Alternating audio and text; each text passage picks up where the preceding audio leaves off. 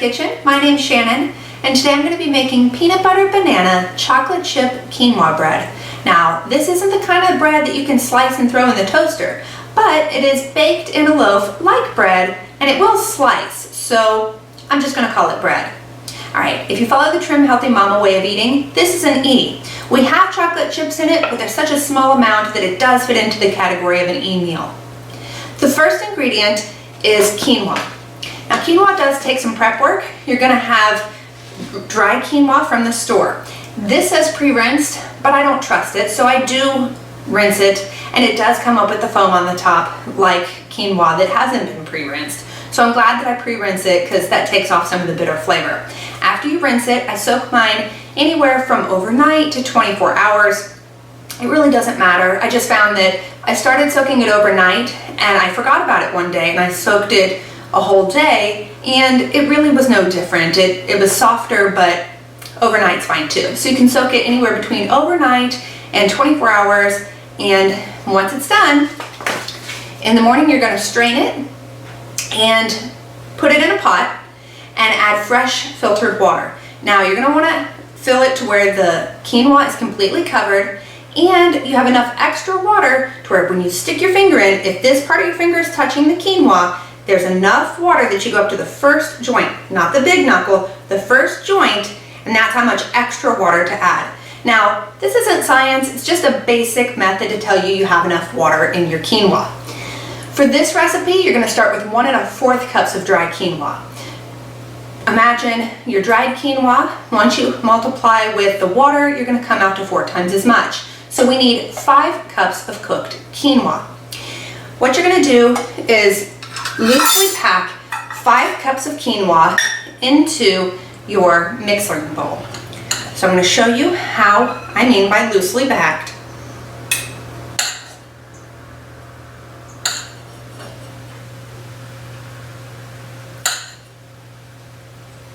Fill it to the top and then just kind of smooth it around. Don't shove it down in there or you're going to have too much. I personally know that this amount is 5 cups already, so I'm going to go ahead and put that into my bowl.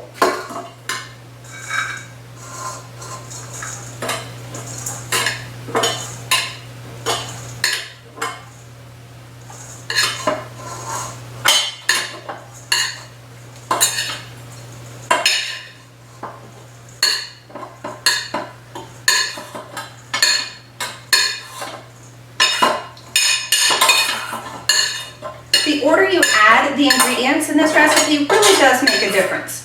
So imagine you're eating banana bread. When you eat your banana bread, if you like the banana smooth throughout, you're going to want to put the banana in next. But if you like little bits of banana left in your banana bread, you're going to put the banana in very close to the end. So it's up to you on when you want to add your banana. I like mine with little bits at the end, so I'm not going to put it in now. The ingredient that I like to put in next is the egg whites. And that's so that they have a chance to really work their way into the recipe. This is going to call for 2/3 cup of egg whites. I can put that in. Now, mine is a lifting bowl, so I'm going to go ahead and lift it and start mixing. I mix it on a level 1. If yours doesn't have that, just go ahead and have it on a low. The next ingredient would be 1/2 cup of peanut flour. Put that directly in. This is what gives it the peanut flavor without adding the peanut butter and all the extra fat. If you have the Trim Healthy Mama peanut butter extract, I would add 1/4 teaspoon to that as well. I don't, but it would add a lot of extra flavor. So mix that in.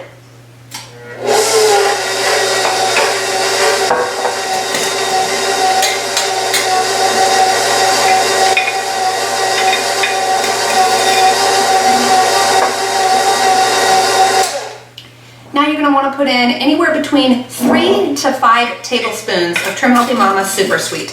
I like it really sweet, so I put in 5. So here's 4.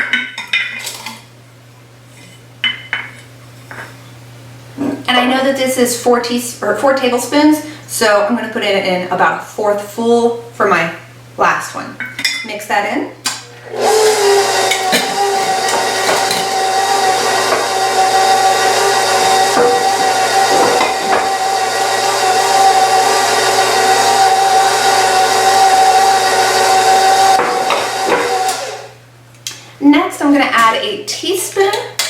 of Baobab. Now, this is a lot of Baobab, and I'm used to that. But if you're not used to it, I suggest you put in 1/4 of a teaspoon and work your way up to a full teaspoon in the recipe. It really helps enhance the banana flavor and makes it taste more bright, but it also has a lot of health benefits as well. So I put in a whole teaspoon. Now mix that in.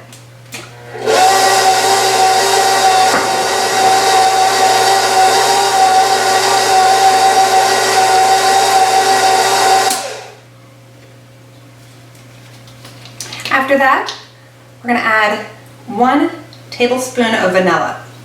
Now if you pay attention in my recipes, I add a lot of vanilla.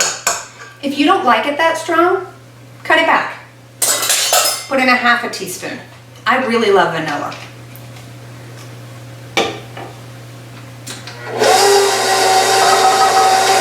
The next flavor will be from banana extract.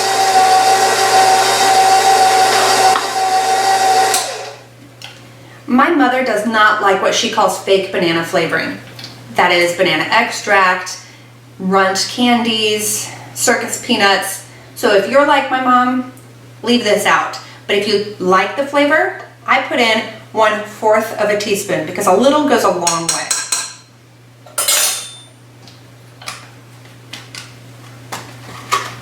Now mix this in.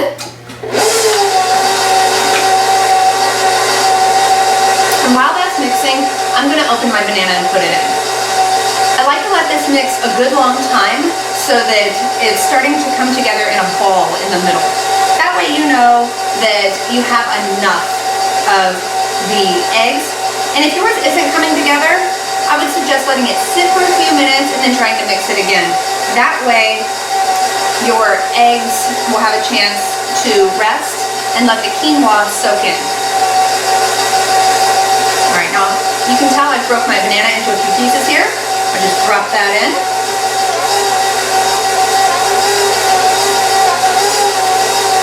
And I'll let that mix until it is broken up a bit. But while it's doing that, I'll go ahead and get out my chocolate chips.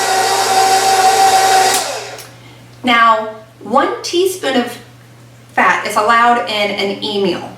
So, since you're going to get 9 servings out of 1 loaf, you're going to multiply the 9 servings times 1 teaspoon, and you're going to get 9 teaspoons. That's equivalent to 3 tablespoons.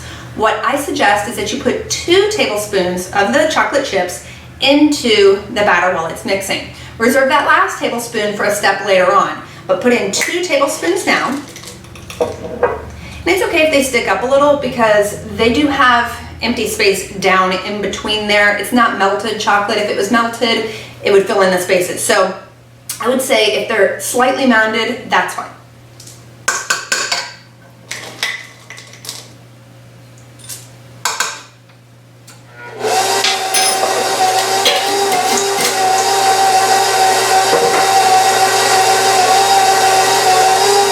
Make sure that the chocolate chips you use are an on-plan chocolate chip. I normally like to buy the Trim Healthy Mama kind or the Bake Believe, and this is the end of a bag of Bake Believe. So I don't like them as much as the Trim Healthy Mama chocolate chips. Those taste a lot more smooth, but I have to use these up before I open a new bag.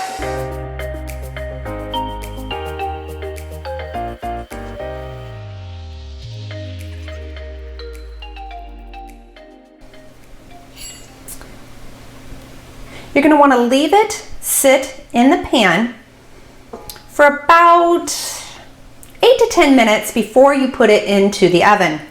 This way it lets more of those eggs soak into the quinoa and you'll get more of a bready texture. So go ahead and put it into the pan.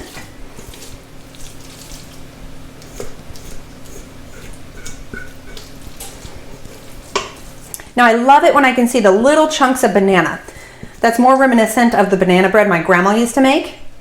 So that's why I like the small chunks in the loaf.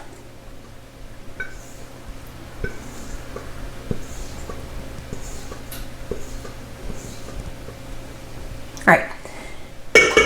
Now make sure that you pack it down. You don't want any air bubbles in here because that is going to make your bread fall apart when you cut it. So make sure to smooth it out and kind of pack it down. I try to make it as smooth as possible on the top. So now that it's in here, you're gonna let it sit for about 8 to 10 minutes. And after it's set, we're gonna go ahead and put it in the oven for 10 minutes at 350 degrees. It's not gonna be baked through by that point, but what you're gonna wanna do is take a knife and swirl it through. That's gonna take that 2 tablespoons of chocolate chips and spread it throughout so you get more chocolate in every bite. Okay, so the bread has been baking for 10 minutes in the oven. I've taken it out, and what you're gonna do is take that same spatula from earlier and swirl it around. Doesn't have to be pretty, you're gonna smooth it back out anyway, so that the melted chocolate chips are gonna spread out through the loaf more. 2 tablespoons really isn't that much, and you wanna get as much flavor in it as possible. So even if you're completely stirring it again, that's fine. Just spread it around. You'll see the chocolate that's melting spread out, and that's what we're going for. So spread that back out. Once you've stirred it around, then put the leftover 1 tablespoon that you reserved onto the top. And use the back of your spatula to make sure that they're kind of spread out. Use your fingers if you need to, but do not burn yourself. Be careful. Spread them out. If they stick together like this, I always break them apart. Now press them in so they're not just laying on top. All right. Oops, one stuck. Okay, now before I put it back in, I'll let you see what I mean. I've spread it around, and I don't want to turn it too much because it's not really baked yet. So you're going to put it back into a 350 degree oven for 30 minutes. Now, that's with my convection oven. You may need to add more time. Just know that when you stick a knife into it and it comes out clean, it's done. For me, that was 30 minutes. So the bread's out of the oven, and I've let it cool about 30 minutes. So I'm going to cut it. If you don't let it cool, just be ready for it to fall apart when you take it out. I know that the first piece is always hard to get out, so hopefully this does not give me a hard time.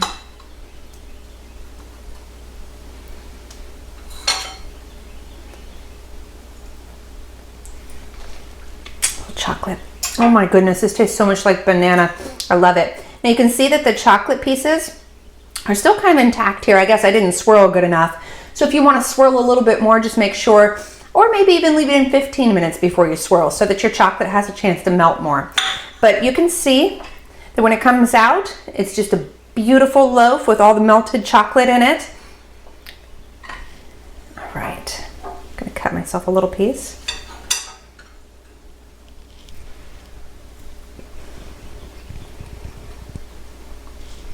This is better than the first time I made it.